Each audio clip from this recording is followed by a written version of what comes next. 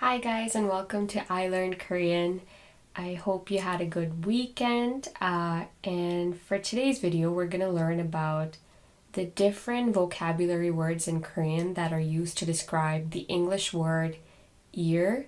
So as you may already know, in English there's only one word to talk about the time period of an year, which is 365 days. We attach different modifying words in front of it, for example, next year, last year, so on and so forth. But in Korean, there are different vocabulary words that are used to describe the word year and different years, like for example, next year, last year, so on. So let's dive right into it. The first one that we have today is two different words for the actual word for ear. So the first one is he. It's just a one-syllable word, he, which can also mean sun in Korean, by the way. But in this context, it means ear. And the next one that we have is nyon, which is also another word. And this is also one syllable. Okay, moving on, we have two different words that mean the same thing, which is this year. So you can either use the term 올해, 올해, or 올해. If you speak it really fast, you pronounce it as 올해. And or you can use the term 금년, 금년, which means this year. The next one that we have is two different words which are exactly the same in meaning as well to describe last year. So you can either say 지난해, 지난해, or 작년, 작년. Next up, we have again two different words that are the same. They mean the year before the last year. So you can either say 지지난해, 지지난해, or 재작년, 재작년. Alrighty, so the word for next year is 내년, 내년. So I'm sure you by now already noticed that a lot of these words have either the term 해, which was the one-syllable word, or 년, which both mean ear attached to it, either in the front or in the back. So I guess that's how you kind of try to remember that this might be talking about the term year, but not always.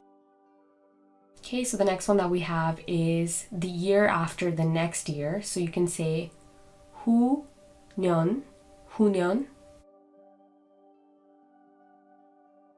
And then we have a term that is very specific, which we don't have in English, of course, at all, which means the specific period of 3 years from now. So you can say 내후년, 내후년.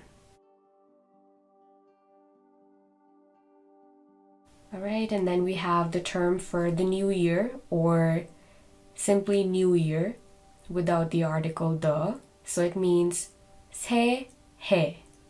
I'm sure you have probably heard of 새해 복 많이 받으세요, which means have a good new year. That's where it comes from, because 새해 on its own means new year. And then we have 그해, 그해, which specifically means you're pointing something to a particular year.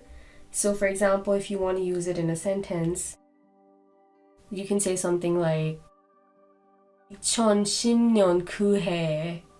That means 2010 in that year. Then we have Choonon, Choonon, and this is specifically used for a period when you're talking about an anniversary of some sort. So you can say, for example, 결혼 10주년, which means the 10th wedding anniversary. Okay, and then we have 매년, 매년, which is the same as 해마다, 해마다, which both mean every year. And then we have 수년, 수년, which means several years. Okay, and then we have 년대, 년대, which means either you're talking about a specific era or you're saying that there's a certain time that has passed or a time of age. For example, you have in the brackets here 1800대년에는, which basically translates to in the 1800s, or the era of the 1800s, if you want to think of it like that. And the next one that we have is 년도, 년도, which also means year. However, I've noticed that this term is particularly used when someone is talking about a specific year in your life. For example, if they want to ask you, when were you born? Or in what year did you graduate? Which translates to 몇 년도에 졸업했어요? And then you have 연초, 연초, which means the beginning of the year. Or if you want to talk about the end of the year, you can say 연말, 연말. And then we have two last terms left. The first one being 상반기, 상반기, which means the first half of the year. Or 하반기, 하반기, which means the second half of the year. So I hope you learned some things in this video that you hadn't previously known about before. And as you can already tell, Korean is a very diverse language in that it has many different kinds of words to talk about. For example, one word for English. And that's very exciting and it gives you a learning opportunity to know more about the language. So I hope you enjoy the rest of your day or night, wherever you are, and I will see you in the next one. Thank you.